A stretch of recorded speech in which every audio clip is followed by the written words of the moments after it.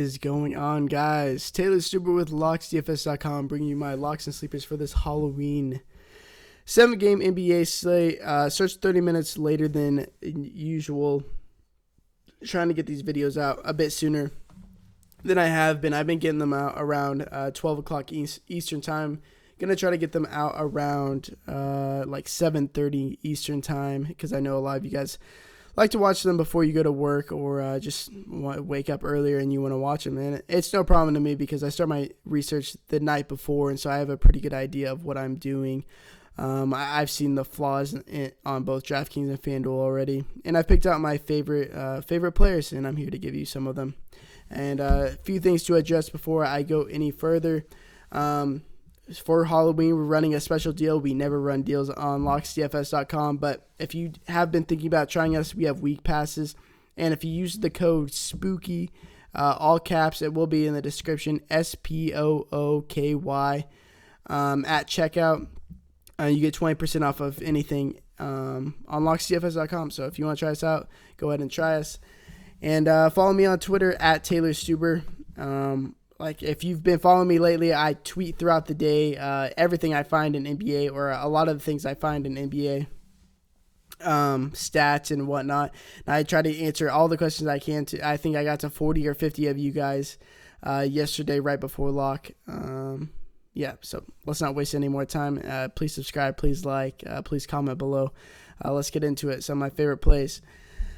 There's some asinine prices in this Dallas Lakers game, especially on DraftKings. It's a huge pace-up game for the Dallas Mavericks. The Lakers are fourth in the league in pace, and their team plays no defense. Rather, if we look, let me go to defensive rating over here on NBA.com. The Lakers are 23rd in the league in defensive rating, and the Mavericks are right behind them. And Vegas is right on the dot with it. They're pretty aligned with my thinking. 235 over under for that game total. The Lakers defense is poor enough that Dallas can stick it to them, and Dallas has been sticking with some really pretty good teams lately, like the Utah Jazz, and that's a team that plays defense. Lakers do not.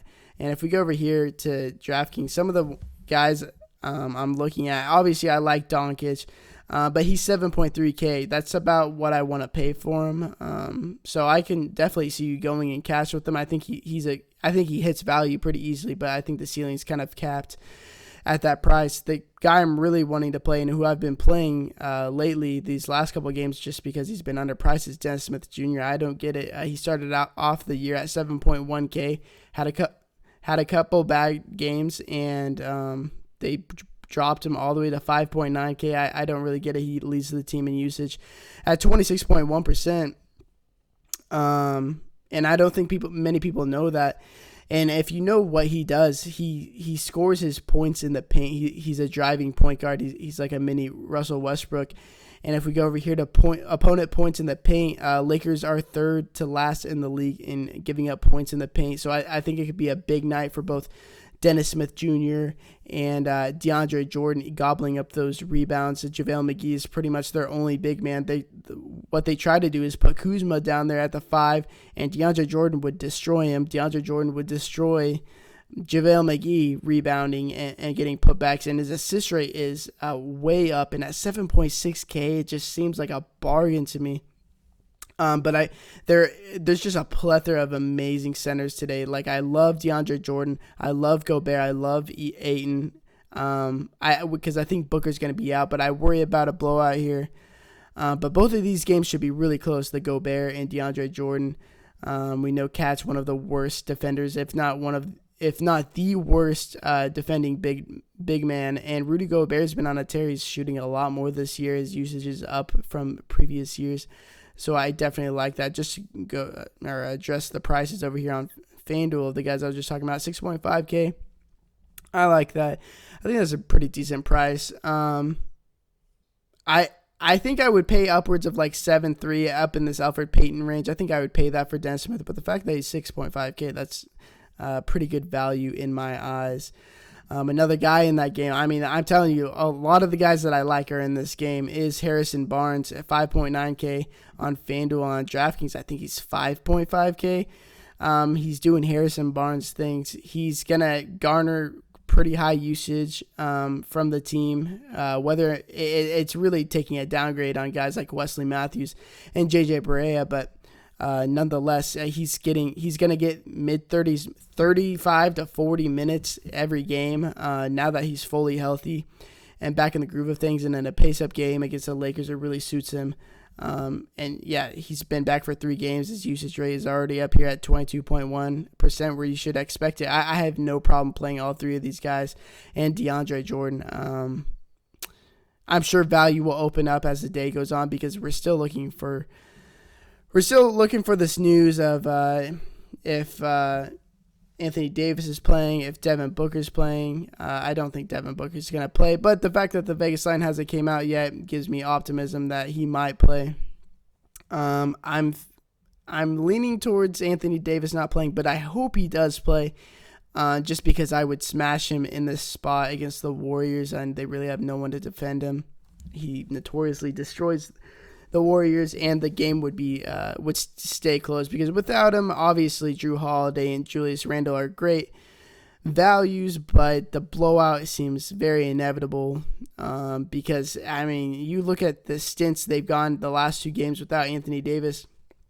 Got destroyed by Utah, and then the game against the Denver Nuggets, I mean, their backups came in and saved their ass at the end of the third quarter, beginning of the fourth quarter, to get them back in the game, because they were down by as much as, I believe, 18 or 19 points in the third quarter, and it was looking like it was a sure blowout. But and we had Mirotic, we had Randall, and we had Drew Holiday, so I was really sweating it for us to stick in cash, and they came back and they did their thing, and we cashed yet another night on Locks DFS. And by the way, we are crushing it over here on Locks DFS. I think that's 3 of the last 4 nights winning NBA. NHL with Addy has won 6 in a row. So yeah, go try us out if you want to. But those are really the plays I'm looking at as of right now. Oh, also, this is an incredibly low game total by this year's standards, and I imagine it would rise because that's super low. But Darren Collison is just incredibly too cheap over here. Well, actually, on both sides. I was talking about it a couple of videos ago when he was 4.2K on both sides. He was just getting so wrapped up in blowouts, and he wasn't getting the minutes before because of it. And if he's not getting the minutes, he's not getting the production. If he's not getting the production, they're going to reduce his price. And in a game that should project to be close, and I expect Frank Ntilikina to be on Victor Oladipo, Darren Collison's going to play 33, 34 minutes, have a pretty decent usage rate, is good for 30 points. 20. He's safe for 25 fantasy points in that 4.7K. You'll take that all day. And he has upside of 35, 40 points, which I wouldn't be surprised if he got. And over here on FanDuel, he is 5.3K. So I like that price too. But yeah, I just woke up not too long ago, putting this video out. I'll be tweeting throughout the day, my favorite plays of the day. Shoot me some questions. I'll be sure to answer them. Tweet me, DM me. Actually, I prefer if you tweet me rather than DM, because my DMs are getting kind of flooded right now, and I can't really sift through them properly. Easier to just tweet me. So, yeah, if you like the video, please like it. Please subscribe. Please comment. And like always, good luck tonight. Hope you guys all win, just like us. So until next video, peace.